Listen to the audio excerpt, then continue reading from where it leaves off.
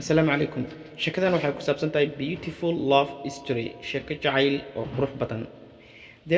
Waxaa jiray a husband, say baa jiray, who kaasoo daily sent si maalinle ah ugu soo diray his wife xaaskiisa flower ubax. When he went markii uu aado out of the town, banaanka magaalada markii uu aado, ubax ayuu si maalinle ah ugu soo diri jiray. But laakiin one day maalin he died waa u dhintay. Still welina his wife xaaskiisu received way helaysay the flower ubaxii every day maalin walba, xataa haddii uu dhintay ubaxi waa ay helaysay.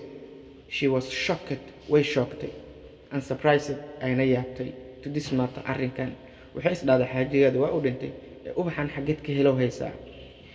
She asked, waxa ay weydiisay the florist, ninka ubaxa gadaya waxaa la yidhahdaa florist, because maxaa yeelay her husband saygeeda ama ninkeedu died waa uu dhintay.